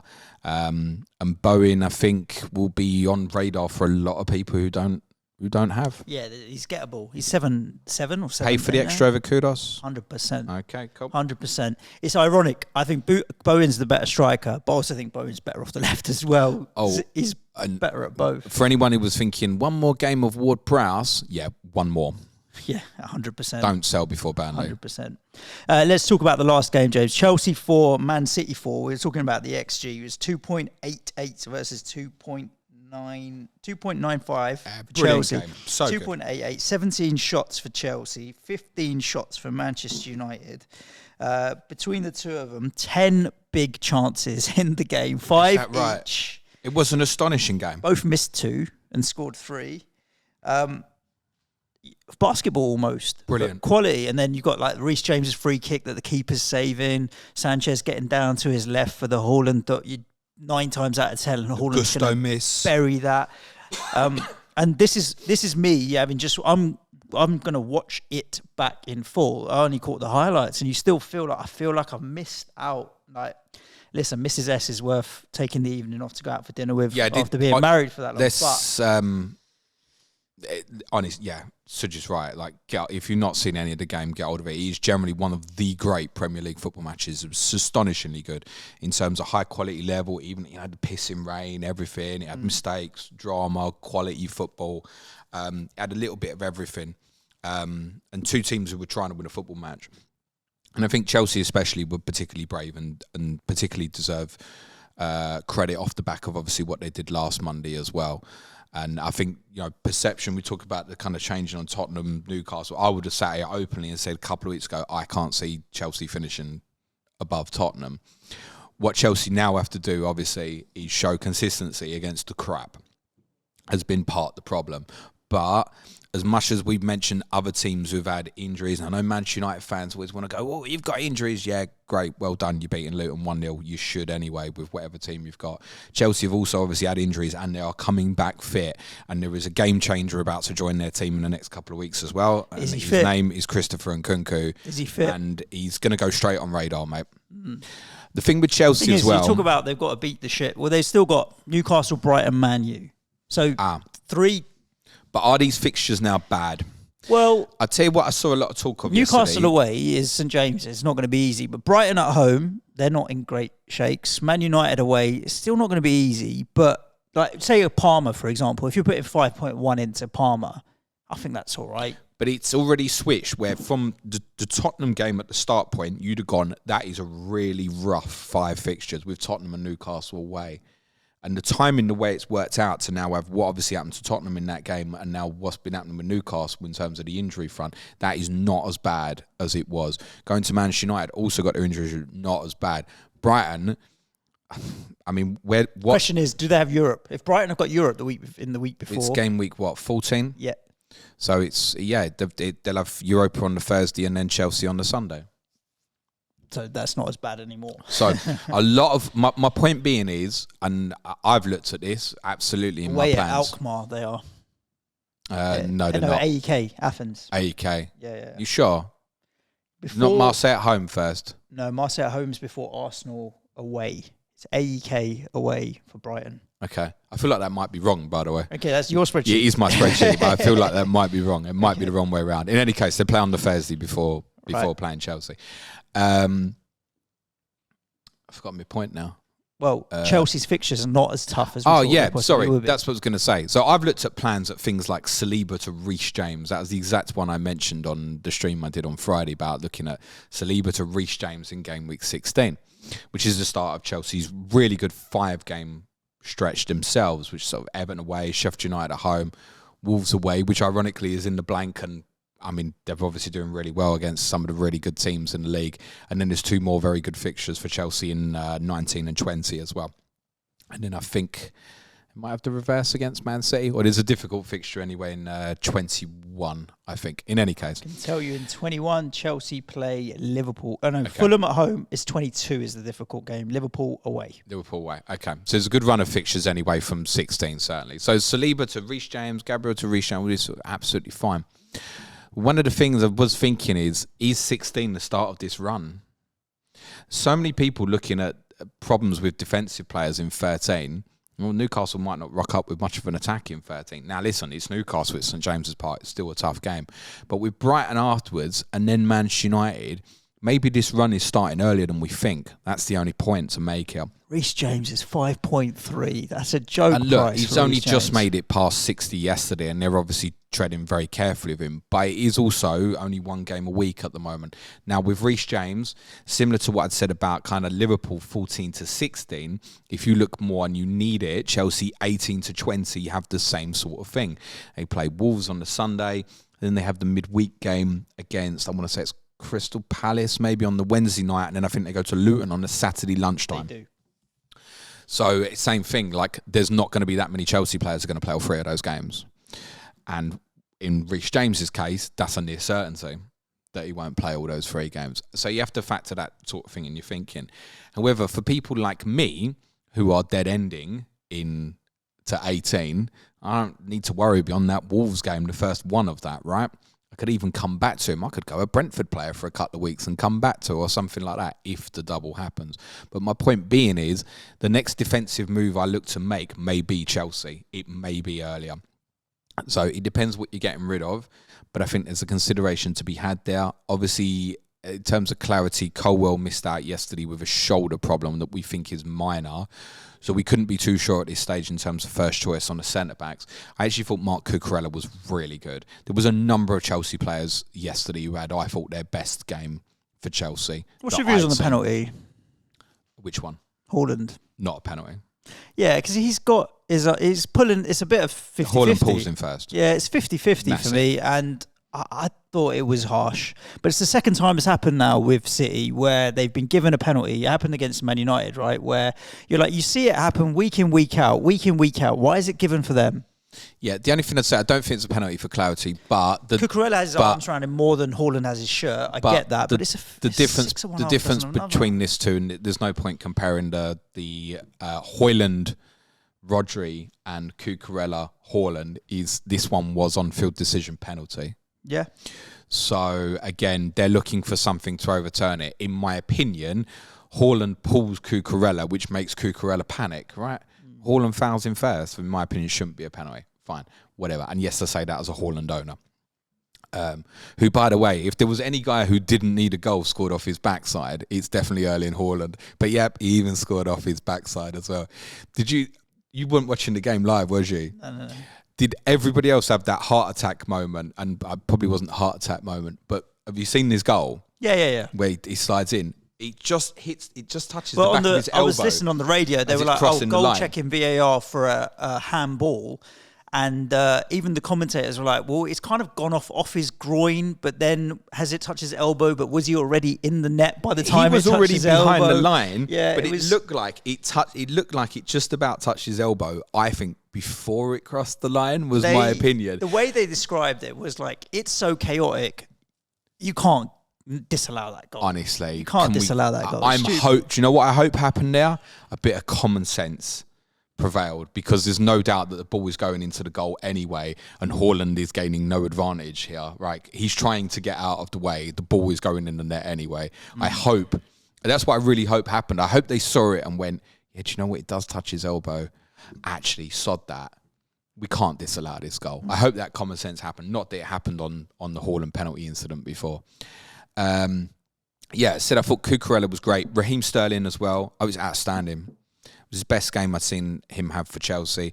I was hugely impressed with Cole Palmer at Tottenham last week, to the extent that I'd kept saying I'd go Adingra over Palmer. That game made me change my mind, watching Palmer live and going, oh my God, what a talent. And I know there's he's the new Fernandes, isn't he? He's a penalty merchant. Yeah, look at that solo run he had where he nearly scored as well. Open play attacking returns are coming for this lad as well. And I think he'll become part of a template in the forthcoming weeks. I'm not too concerned with him in terms of steaming in the sense that he's still going to, even if he goes up 4-5-4, 5-5, he's still going to be at a cheap enough price to buy in. And as much as I said, the fixture run might even be starting now for Chelsea, I don't feel desperate to go Martinelli to Palmer or Mitoma to Palmer, but he would certainly be part of my thinking as an idea to maybe get Mo Salah in, for sure.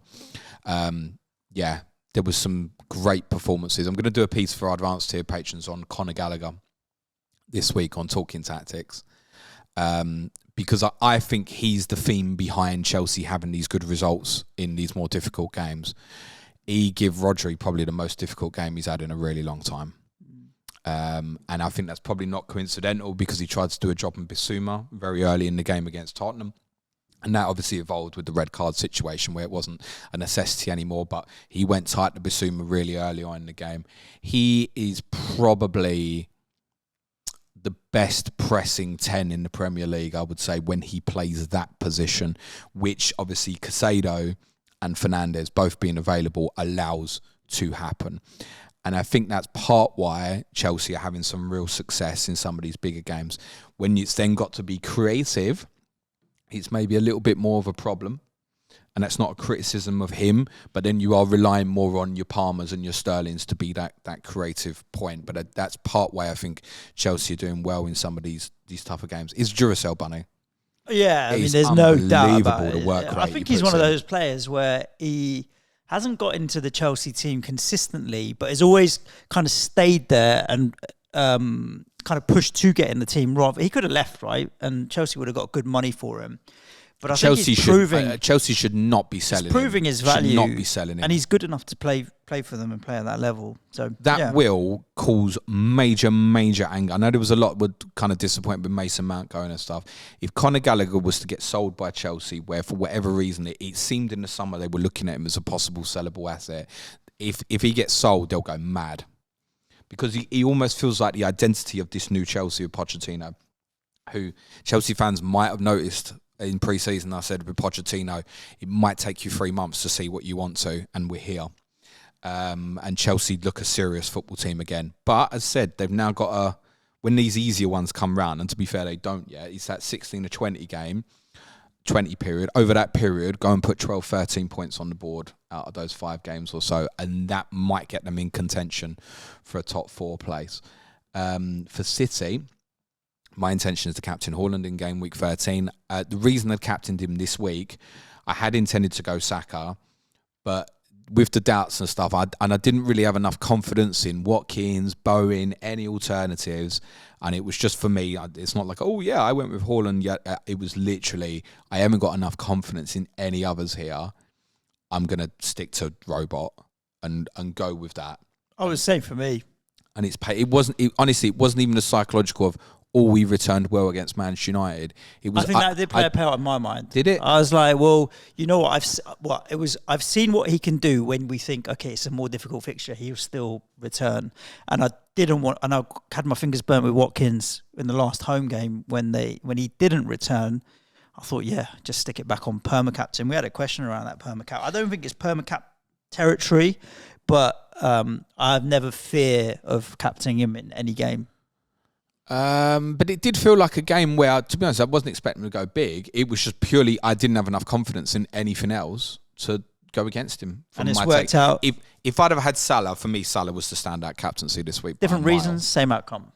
Yes, absolutely. Although we'd have to say on this occasion, Haaland's, it's probably not a penalty. He's had one going off his knackers. And, I didn't even know the assist for Rodri's got. I didn't even know he'd had it till the game had finished. Oh, fair. It never even occurred to me. Just it's someone. I think it was Kovacic had the shot, and the last touch has come off Haaland and gone to Rodri. So look, he's ended up with a haul. On a different day, that's a 2-pointer. Let's be honest about that. I think Guardiola would probably regret playing Doku. This was something I spoke about at the live show about control. And I think he in part enabled the game being great, where he kept pushing James back. But then, when Reece James was going up the other end, there was outball for Chelsea on the right-hand side all the time. And that's not to say it's lazy or anything like that. It's just the game was a bit more chaotic with him out there on the pitch. I thought Phil Foden, particularly first off, was really good. Really unlucky not to return as well. As said, it was a difficult game for Rodri and City defensively, basically because Chelsea were just absolutely at it. And Chelsea will also benefit in the way I think Tottenham have so far this season, in the sense that they'll primarily be one game a week. Although it's worth noting with Chelsea as well, they've got a Carabao Cup quarter-final with Newcastle, which is between 16 and 17. And I think they'll probably take it quite seriously, Chelsea. So that's another one to their fixture schedule. And then obviously if they win it, you've obviously got the 2 legs in January as well, which, let's just say, should they get Liverpool, would maybe give a bit more of a... Not possible. Yeah, okay, so should they get Liverpool... Possible. It won't be getting Tottenham. Should they get... That's definitely not possible. Should they be getting Liverpool, might cause a little bit of a headache from a fixture rotation FPL perspective. But I think Palmer, Reece James would absolutely be right on radar. For me, Sanchez as well for Johnston in a few weeks. Although I don't have much confidence in... His save from Haaland was good, But I do think this Chelsea's, despite saying, yeah, sure, James and stuff, I do think this Chelsea's liable to be conceding goals as well. And it's part why we ended up with the chaos yesterday. Full credit to Chelsea, because, I mean, to go behind to City on 3 separate occasions in a game and get something out of it, yeah, there's not many teams. I would guess no one's... Are you sexually frustrated? No. Suj is peeling his laptop. It's got a bubble in it, which is OCD issues, James. Okay, sticker on it. Yeah, really good performance from Chelsea. Great game. It's not a terrible result for City, right? Well, they're still top of the league. When you talk about, like, I say, is it terrible? No, because they're still top of the league. So you kind of you don't have to be perfect. You just have to be better than everybody else. And right now, first 12 games, they have been. I tell you what will be a bad result for everybody else is if after these next 3 weeks, City are still top. Liverpool will obviously go there and City will be favourites. Arsenal will be the ones I really think over these next 3 will hope that at the end of it, they're top. If City are top at the end of it, then Arsenal's fixtures get tougher again. And City got those really good fixtures either side of the Club World Cup. Then everyone else is in trouble. So a draw is definitely not a disastrous result. As said, were you Haaland captain 13? Probably. It's a definite for me. It's home fixture, so I don't really care who they're playing at home. And that absolutely goes for game week 14, by the way. Haaland against my team in game week 14 could be... Do you want to do some questions? No, because thank you, listeners, for sending in some questions. There's only been a handful, and there's only one that's any good that we haven't talked about. But we're going to do it after you tell everybody what they got to look forward to in the first half of the international break. You've got 2 clash of correspondents this week. Newcastle versus Chelsea. Simon Bibby, Gary Mantle tomorrow. On Thursday, Brentford versus Arsenal. Tom Med and Adam Pritchard. You're with me for the Sky Fantasy Football Podcast this Wednesday. I'll be streaming Ask James on Friday. If you want to support the show, it's www.patreon.com/planetfpl. Our podcasts on Patreon this week are a Q&A. Rob Chetty is joining me for the Fan View tomorrow on Horsham ahead of their FA Cup first round replay, which is televised against Barnsley. We'll do a bit of Tottenham on Wednesday. Thursday, Money in Football. We're going to be having a look back on the summer transfer window and asking who really had it best. We feel like we've 12 games in, got a bit better analysis to be able to look back on this now and ask who did really have a good summer transfer window and who didn't. We'll look at the spending of the clubs. And on Friday, we're going to have a look forward in terms of planning on our differential show this week. Good. Listeners, thank you for sending in your questions. There weren't many, and there weren't enough that are interesting from an FPL point of view. So we're going to end the show with this because we're into the this is going to be like time. Yeah. Food question, isn't it? No. It's more random than that. I don't think we've had a question like this ever before. Okay. Can you or Suj? You? No, we're both going to do this. Okay. Do an impression of Sean Connery saying Dominic Szoboszlai. Why? Ask Kostantinos why. But that's how we're going to end the show. Go on, James. Why? I'm thinking right, but Sean Connery. Name's Bond. Sean Connery. James Bond. Say it. Dominic Szoboszlai. Dominic Szoboszlai. Do it again. Nah. Dominic Szoboszlai. Dominic Szoboszlai. Ciao for now. Cue music, please. Why am I going Dutch? Oh, mate. I hope you have a fantastic week. Look after each other. Stay safe. Ciao for now. Be nice to each other, everyone. Play. No. What? No. We're not finishing. Sean Connery. No, fuck that, man. Sean Connery. Be nice to each other, everyone. Play it your way. Cue music, please, my child. Cue music, why my am I child. doing it? It's why it just sounds Dutch. Ciao for now.